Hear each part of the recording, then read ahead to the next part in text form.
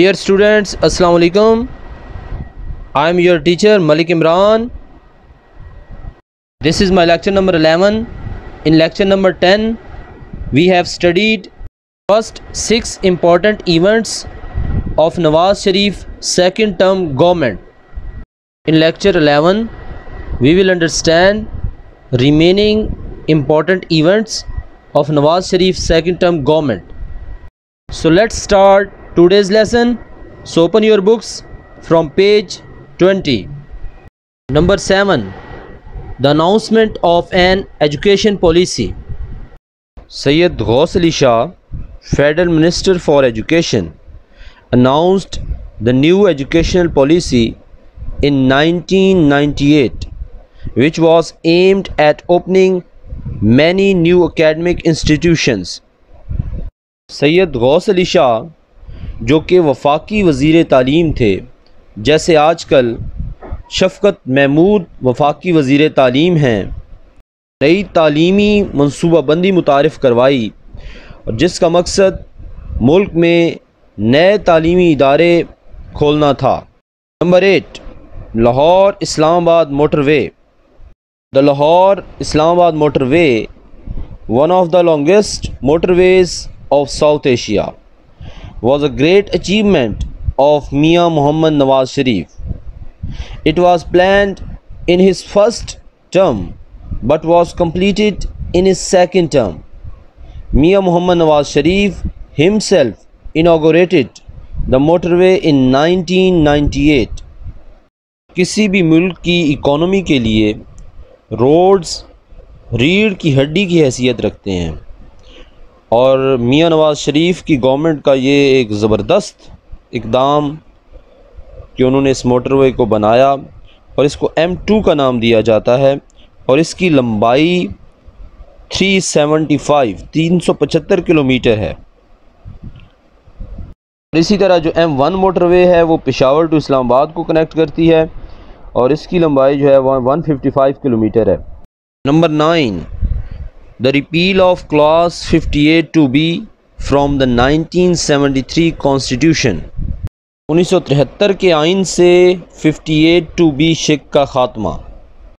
Clause 58(2)(b) of the Constitution, which gave President the power to dissolve the National Assembly at any time, was removed from the 1973 Constitution by Nawaz government with the support of the opposition through the 13th Amendment.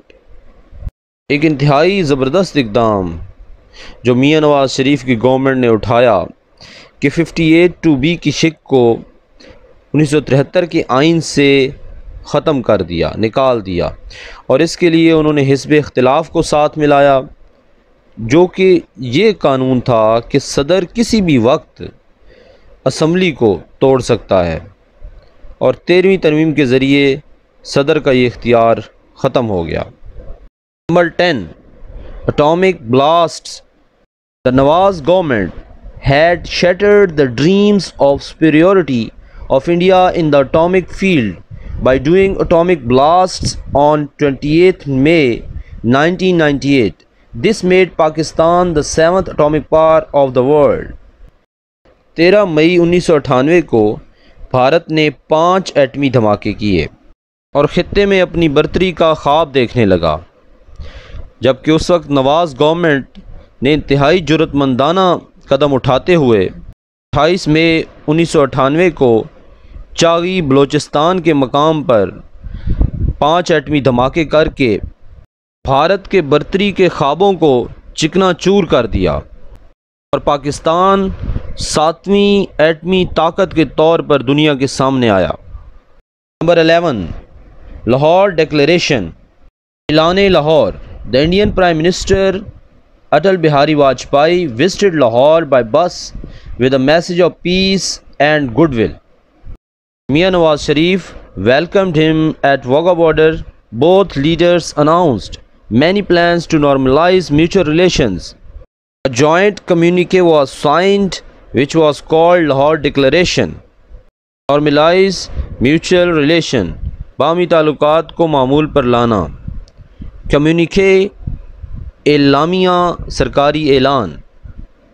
Nawaz government کی خارجہ policy کا ایک شاندار مظہر 1999 میں بھارتی وزیر اعظم اٹل بہاری واجپئی کا پاکستان لاہور میں آنا ہے، کیونکہ یاد رکھیں پاکستان بننے کے بعد ہمارے تعلقات کبھی بھی بھارت کے ساتھ اچھے نہیں رہے اور دونوں ممالک کے درمیان کئی جنگیں ہو چکی ہیں، اور دونوں ملک اسی لیے اپنے بجٹ کا بہت بڑا حصہ اپنے دفاع پہ خرچ کرتے ہیں۔ میاں نواز شریف نے خود واگا بارڈر پہ ان کا استقبال کیا اور دونوں لیڈروں نے آپس میں تعلقات کو معمول پہ لانے کے لیے کئی اقدامات کیے اور مشترکہ اعلامیہ دستخط ہوا جسے اعلان لاہور کا نام دیا گیا۔ Number 12، the entry of the army into WAPDA. WAPDA stands for Water and Power Development Authority. WAPDA was handed over to army by the Mian Mohammad Nawaz Sharif government to root out its corruption and to reduce load shedding in 1999. This produced very encouraging results. Root out جڑ سے اکھاڑ پھینکنا، corruption رشوتستانی، reduced کم کرنا۔ ایک اور انتہائی دانشمندانہ اقدام جو نواز government کی طرف سے 1999 کو اٹھایا گیا کہ وابڈا سے کرپشن اور لوڈ شیڈنگ اس کے خاتمے کے لیے یہ ادارہ آرمی کے حوالے کر دیا گیا، جس کے بہت زبردست نتائج سامنے آئے۔ نمبر 13، کارگل انویژن، کارگل پر حملہ۔ In 1999, a war broke out between India and Pakistan on Kargil.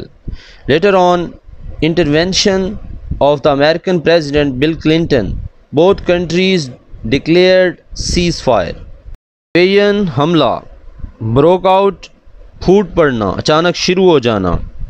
Intervention مداخلت، ڈکلیئرڈ اعلان، سیز فائر جنگ بندی۔